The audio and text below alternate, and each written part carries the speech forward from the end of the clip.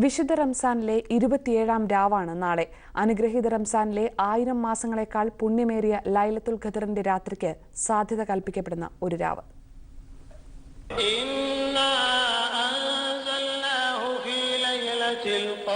ഒരായുഷ്കാലത്തെ സൽക്കർമ്മങ്ങളുടെ പുണ്യം ഒറ്റ രാവിലൂടെ ലഭിക്കുന്നുവെന്നതാണ് ലൈലത്തുൽ ഖദറിന്റെ സവിശേഷത. അതായത് 83-ലേറെ വർഷം ഒരു വിശ്വാസി ചെയ്യുന്ന ആരാധനകളുടെ സുഹൃതം ഒറ്റ രാത്രിയിലെ പ്രാർത്ഥനയിലൂടെ ലഭിക്കാനുള്ള അസുലഭ അവസരം.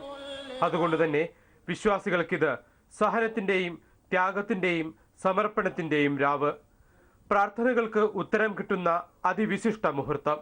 വിശ്വാസിയുടെ ജീവിത വിജയത്തിന് നിദാനമാകുന്ന സവിശേഷ ഗുണമായ ക്ഷമയുടെയും സഹനത്തിന്റെയും പ്രവാചക പാഠങ്ങളെ അനുസ്മരിപ്പിക്കുകയും പ്രവൃത്തിപഥത്തിൽ കൊണ്ടുവരികയും ചെയ്യുന്ന ഒരു രാവ് കൂടിയാണിത്. 12 മണിക്കൂർ ആരാധിക്കുന്നത് കൊണ്ട് 1000 മാസങ്ങളുടെ പുണ്യം ലഭിക്കുമെന്ന് ഖുർആൻ അസന്നിഗ്ധമായി പ്രഖ്യാപിക്കുകയാണ്.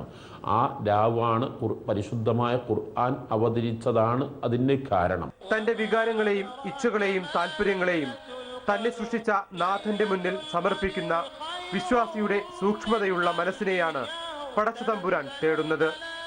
പ്രവാചകനും അനുയായികളും ഈ സമർപ്പണ ബോധത്തിന്റെ ജീവൽ പ്രതീകങ്ങളായി ചരിത്രത്തിൽ നിറഞ്ഞു നിൽക്കുന്നതും മങ്ങാതെ മായാതെ ലോകവിശ്വാസികളുടെ മനോമുകുരത്തിൽ നിറഞ്ഞു നിൽക്കുന്നതും അതുകൊണ്ടാണ്.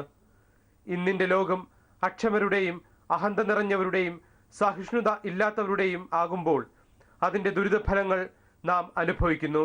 ഇതിനൊരു മാറ്റം വേണം എന്നതുകൂടിയാണ് ഓരോ വിശുദ്ധ റംസാനിലും ആവർത്തിക്കപ്പെടുന്ന ലൈലത്തുൽ ഖദർ എന്ന വിശുദ്ധ രാത്രിയുടെ സമകാലിക സന്ദേശം. Manorama news, Dubai.